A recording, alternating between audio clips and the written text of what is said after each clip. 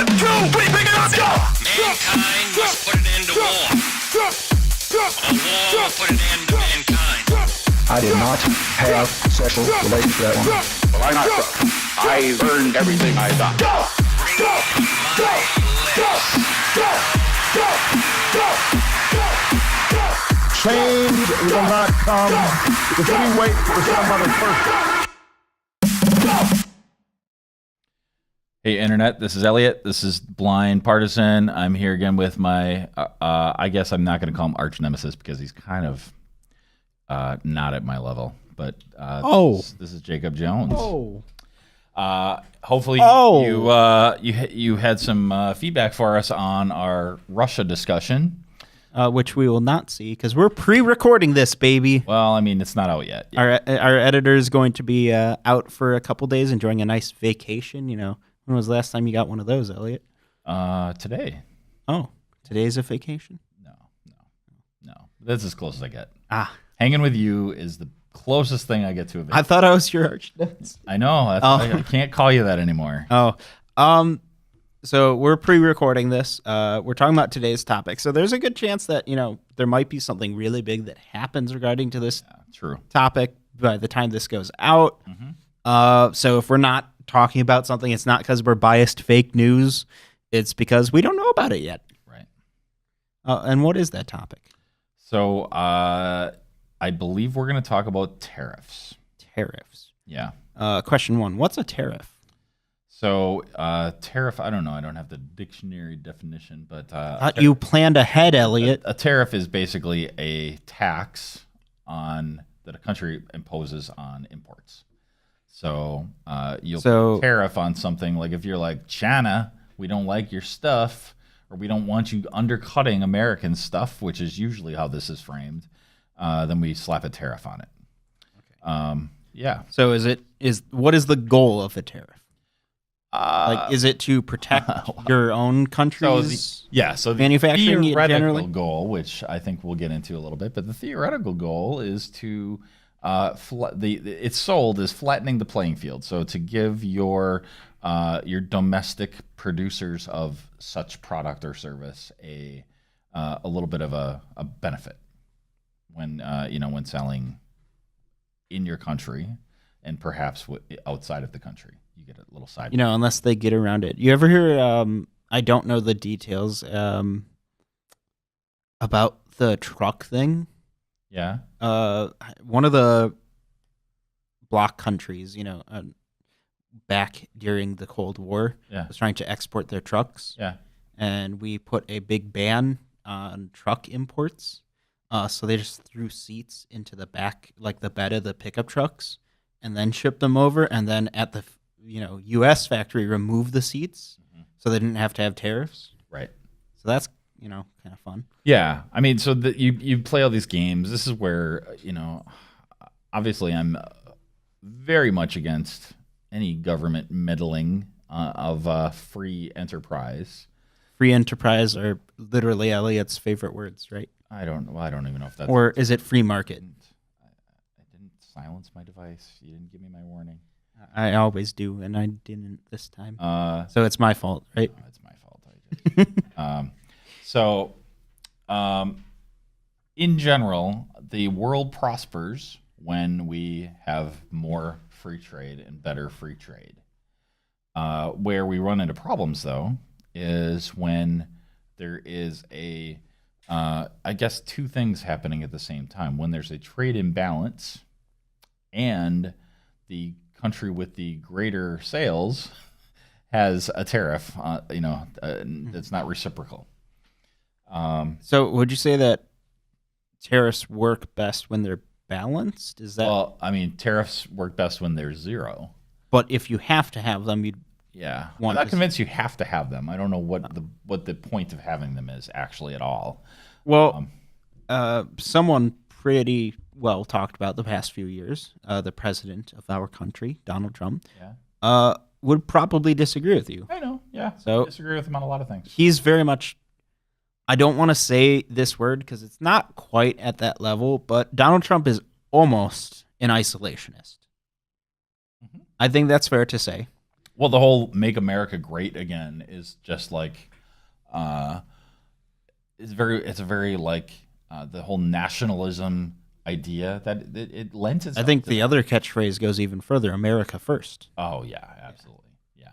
And so I have this map up in front of me, and so I'm looking at the average weighted tariff rate applied across all products in 2016. And so this doesn't tell the whole picture because like there's some weird tariffs between Canada and the U.S. So according to this map, as of 2016, our average tariff rate applied across all products is higher than Canada's. That doesn't mean that like the things that matter, they're not sticking ridiculous tariffs on, and we're not, right? So their list says 0.8%, so more free trade friendly. So I would applaud that. We're listed at 1.6%. Okay, so they're listed as about half of us as far as. Where's the extremes though? So the higher extremes, like nobody's super out of whack. Like the biggest extreme is, I never even heard of. Have I ever heard of this country? Gabon. Gabon, that's in West Africa, right? Yes. Yeah. I guess I'd need it in context if I don't know. I'm not familiar with it. Small It's very West small. African So country. anyway, their tariffs are 17%. That's probably part of the reason why we don't hear about them because they slap a tariff of 17% on. 16.9% is their average. The other high ones are Brazil. You mentioned that earlier. Yeah, before we air. started, when we first said, countries with high tariffs, Brazil went into my head first because I've heard a bunch about that. Yep. And so when we talk about the, we kind of mentioned the BRIC countries, because we were talking about Russia last time. So Brazil is 8%, Russia is 3.4%, China is 3.5%, India is 6.3%. For a developed country, Brazil's are insane. So those are all insane. And it has the side effect of at least in India and Brazil, I'm an unapologetic Apple fanboy. But Apple has to manufacture their phones in Brazil for sure, and I think they have to manufacture them in India also. So And products that don't have absurd markups. yes, I remember during the last generation of video games when the Wii was a big thing. Yeah. It was over twice the price in Brazil. Yeah. It was crazy.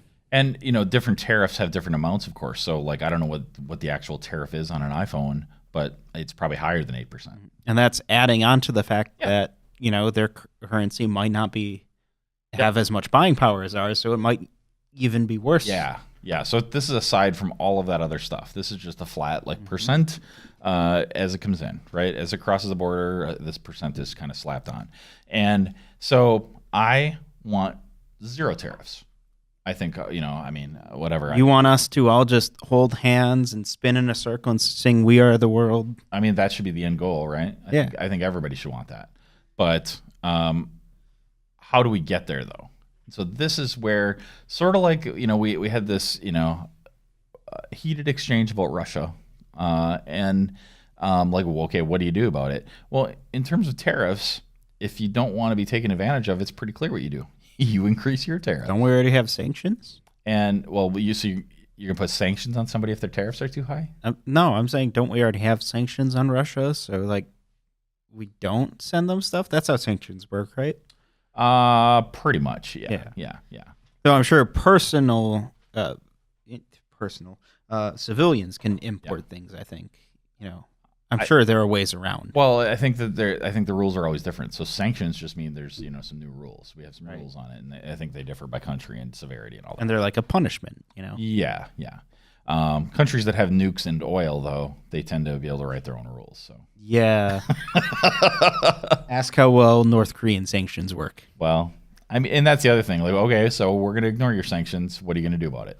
Now that we're on the topic of sanctions, also sanctions really don't work. Right. Because the countries just get around them. North Korea is famous for getting around sanctions, and it doesn't hurt the government. No, it hurts the people. It hurts the people. Which emboldens the leaders because they're like, see, the whole world's against us. I'm the only one that cares about you.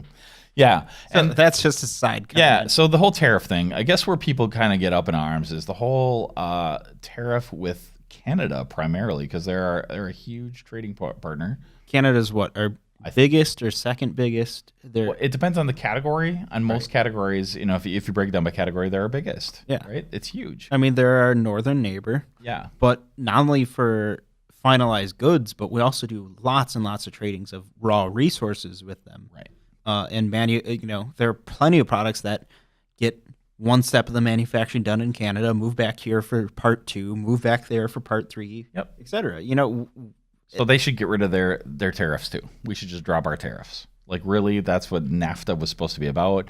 I don't understand why they have any tariffs on us at all. And the thing that this map doesn't show is like if we have specific tariffs based on a country. Believe it or not, I agree with Trump on one thing. NAFTA sucks, but not for the reason he says. I mean, do you know who NAFTA screwed over? No. Mexican farmers. Okay. They got destroyed because of NAFTA. That's why there's such a large number of people immigrating, both legally and illegally, from Mexico to here is because... They're really not, though. They can't. Yeah, I mean, the number's been dropping steadily over the years, and also most people are just going to say this, even though it's not really related to anything, but I feel, it should always be said more. Most people who immigrate to the United States illegally are just people who immigrate legally and overstay their visas, not people coming across the border. Not even close, yeah. And most that do come across the border illegally come, in these things we call planes. Right. So, yeah. Yeah. That was a total tangent. Well, nothing to do with our topic. I mean, so when I'm looking at this map, like the whole tariff thing, I disagree with putting tariffs on just things that we're real, like as America, like so if I'm talking America first, not tariffs in general, tariffs should go away. But putting a tariff on like a semi-permanent tariff on something like steel production or what are the other ones? Like just wood. Yeah, Wood's so just, a really big so like, one. Just some stupid ones. It's like, well, like why are we in that business anyway? Like I understand there's billions of dollars on the line, but like on a macro scale, on a large, like looking at the country as a whole, like none of these individual things are that important. And it's like if other countries can do these things cheaper, it is imperative for us to utilize that. So if labor is cheaper, if a certain resource is cheaper, if manufacturing expertise is more efficient, in China, for example, like let that happen. Let it happen. Let us provide our own value in something else. So maybe we all sit around and make podcasts in the United States, and we don't do manufacturing. And to a point, you can't do that. I recognize that. No. So like there isn't a perfect like flip a switch and all Americans are suddenly content creators instead of manufacturers, right? Nor would we want that. But hey, some of us can work at Starbucks. Well, right. Starbucks and podcasts, that's all we need, right? Well, so people joke about that, but like that's not even close to that. We have huge, powerful companies in our country that employ hundreds of thousands of people. Yeah. And why do we want to mess with that? Just get rid of the tariffs. And so, like so where I do agree with Trump though is if another country is taking advantage of us, and he points out China, and if you look at the map here, we have a 1.6% average, which is too high, but theirs is double that. I don't care about the numbers necessarily with China, but the thing I will say they absolutely do take advantage of is intellectual property. They abuse the crap out of it. Yeah. And so if Daniel's keeping track here, he should add that to our list of things to talk about because I have different views than you on that. I think too. So if China's double us, kind of like let's just say it's across the board. If they're double us, well, we should stand up for ourselves and we should say we're going to jack ours up a little bit. And if they retaliate by jacking theirs up even further, that doesn't make us wrong. Like at what kind of like the Russia conversation. Like, all right, so do you do nothing? So if another country is just abusing tariff privileges against yours, do you do nothing to retaliate? Okay, so that's fair. But what about the cases where there's only a minor discrepancy? Most economists agree that the trade deficit between the United States and Canada was very much no big deal. That changing it was worse because sure, on paper the graphs are a little bit different, but both countries were getting a huge boost from having that trade relation. Yep. Why change that? And not only that, why change it and hurt American business? Okay, so I think Trump, and I think I agree with it. If we can say, all right, we want to just see who's going to blink first, right? If we can get that lowered, like we're willing to lower ours if they're willing to lower theirs, but we have to also prove that we're willing to raise ours if theirs are too high. I don't think Trump ever wants to lower them. Trump's an isolationist. Yeah. And to a point, like we are in a privileged situation where there are some exceptions, of course, where we have to import certain things, right? But most things can be completely produced in America. Yeah, there are very few things we can't. So even like electronics, where a lot of the expertise has moved to China, with better robotics, like a lot of those things can be built here. So like there are very few things that we can't manufacture here. That doesn't mean we should, and we are going to take a short-term hit no matter what. Like if we raise tariffs or if we don't raise tariffs, like this imbalance is not it's not super good, but it's all short-term because manufacturing, it's all going to move to the endpoints. If you think about like a network, like it's going to move off of the server and it's going to end up in the last mile, because of automation. 3D printers and like all these things, all these technologies are coming to a head where manufacturing is going to be done right down the street. It doesn't make sense to build it on the other side of the world and ship it. So like these tariff things, I feel like it's a lot about not much because these things are going to work themselves out over the next decade. So speaking specifically on the U.S.-Canada trade war that's going on right now, American businesses are terrified because of it. Anyone in manufacturing, anyone in tons of products. I read that the market for heaters has just plummeted over the past year because of fear of the prices going up. And pretty much universally, prices have gone up 10 to 20% because of not being able to import Canadian steel. The same applies for anyone in any sort of welding business, anyone who's into air conditioners, anyone who's into building silos out in the middle of a field. All those people are getting hurt, and that's on our side. So there is no black and white perfect answer to this. So the impacting business, especially small business, is terrible, and our country does it, abuses small businesses terribly. Yeah. So but every single politician you can name has at some point said this exact quote: "Small business is the backbone of America." And then they do the exact opposite of what helps a small business. Yes. They pat themselves on the back about the whole sales tax thing, like, oh, we're going to stick it to Amazon now.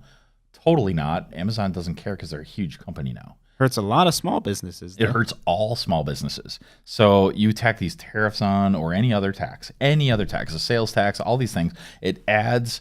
It's not just about the raw dollars that are being added. It's the work, the complexity.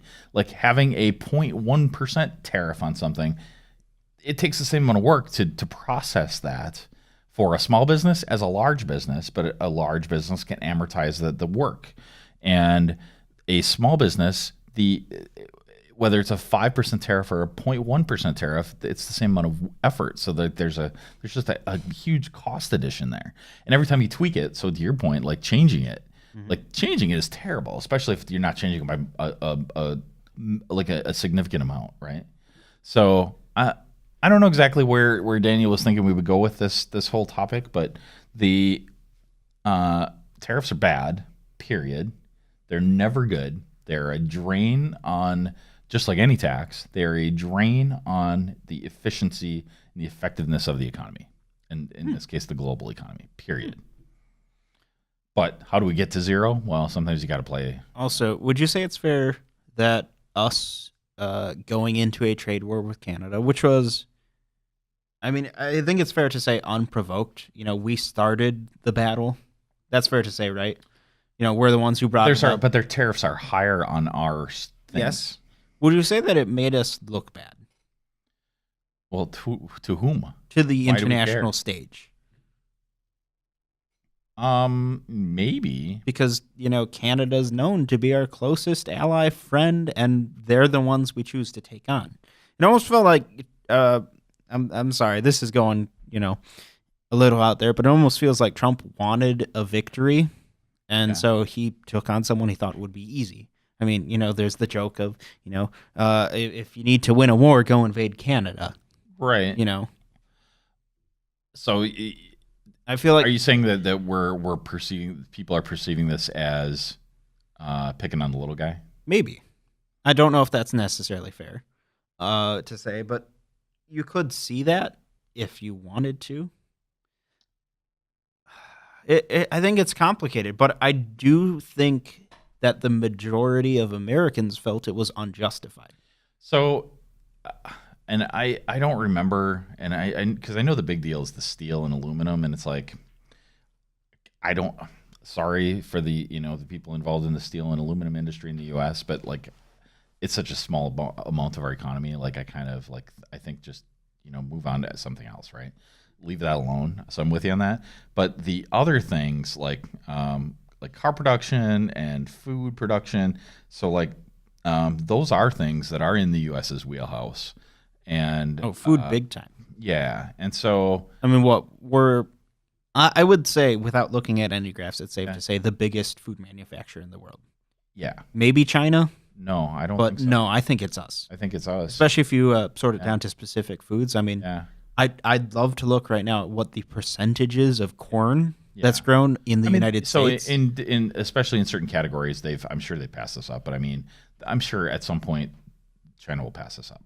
But we're huge, right? Food is a huge deal to us, to America, and so Canada. I wish I had the amounts because I wish I could talk authoritatively on that. But I think that some of the food things were out of whack, and so we're being kind of screwed over by Canada on that. And it's like, well, if there's a discussion about tariffs, if theirs was 0 and we just said we're going to slap a 5% tariff on something, then they should be upset. But if theirs was 3% and ours was 1%, and we're saying we're going to raise it to 3% or even 4%, they have no right to be upset. My question is, what level did we raise them by?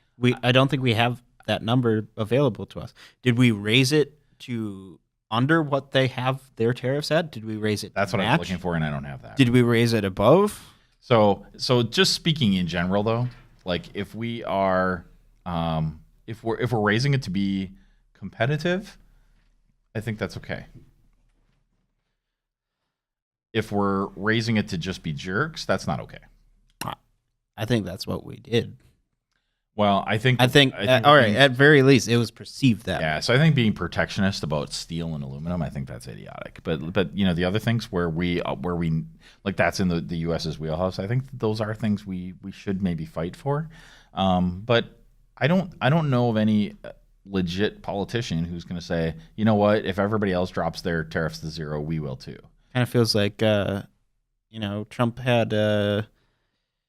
Trump's had a pretty stalwart year, not all that much going in his favor in the media, or just not getting as much done as he'd like to. That's true of every president. Yes, it is absolutely true. I mean, we're still waiting on that wall. Right? That's my point. So what I'm wondering is, were they let's, think of something that we can do to show our base that we're tough. Right. And then the song from South Park starts playing of Blame Canada. Sure. Yeah. So, yeah, I don't know. I guess I don't have much else to really think about on this. No. I just the whole Canada thing, I think, really brings it home because we think of Canada as really just being part of the U.S. I think we all just kind of. I mean, I think it's fair to say there are no two countries on the planet that are closer tied. Well, I think we share the largest border. Yeah, absolutely. Largest border in the world. And most of the Canadians live within 100 miles of the border. Mm-hmm. And there's tons of traffic in between the two. There are tons of Canadians who go for day trips down here. Yes. And we don't do it in Wisconsin because we're kind of blocked by water and the UP. Right. But everyone west of us, every state west of us, people travel up to Canada. Yes. Yeah, routinely. Yeah.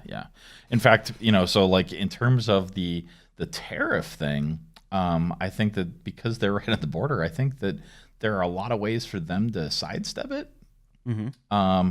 So like wearing the shoes you just yeah, so had I to mean, bring like, that up. so like they could buy, a Canadian company could buy a subsidiary right across the border and do the car trick like you were mentioning, right? That's a fun fact you brought up in my head, though. Yeah. One of the big things we attacked was the raw wood industry in Canada. Yeah. Here's the problem with that: about 80% of Canada's wood manufacturing is owned by American companies. Oh, so this is across the board. Like, Yeah. our ties between the two countries are so tight.